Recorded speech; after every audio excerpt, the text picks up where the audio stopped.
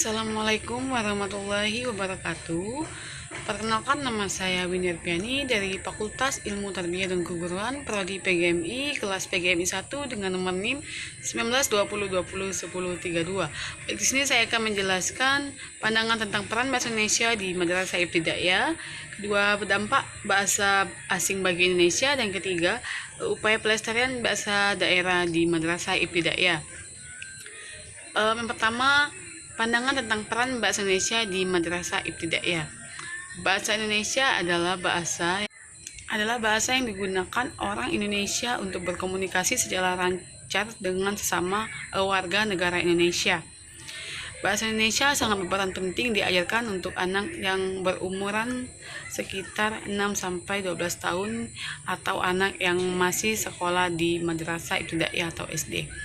Karena di umur sekitar 6-12 tahun anak otaknya sangat mudah dalam menyerap ilmu yang dia peroleh di bangku sekolah. Dengan hal ini anak lebih mudah mempelajari bahasa Indonesia secara lebih lancar lagi. Karena dengan lancarnya anak tersebut berkomunikasi bahasa Indonesia, anak tersebut lebih mudah berkomunikasi dengan orang yang bukan berasal dari daerahnya, karena bahasa Indonesia adalah bahasa yang harus wajib dipelajari oleh warga negara Indonesia. Itu saja penjelasan materi pertama. Dan yang kedua, dampak bahasa asing bagi Indonesia. Yang pertama, dampak positifnya, masyarakat akan lebih pandai dalam segala hal, terutama berkomunikasi dalam media sosial maupun secara langsung.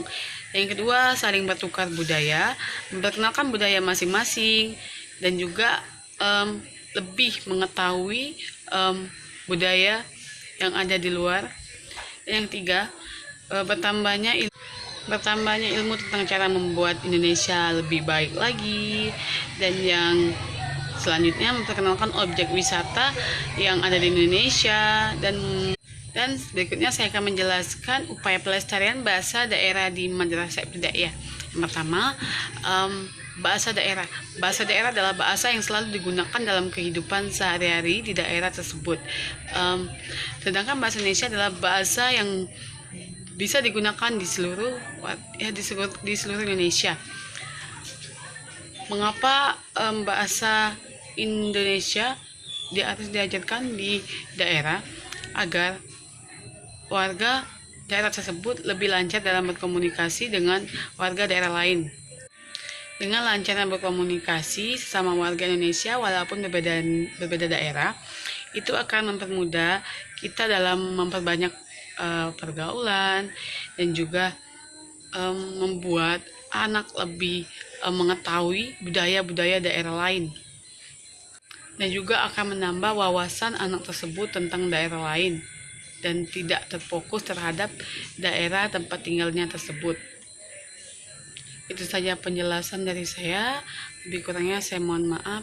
Kepada Allah saya mohon ampun. Wabillahi taufiq wal hidayah. Wassalamualaikum warahmatullahi wabarakatuh.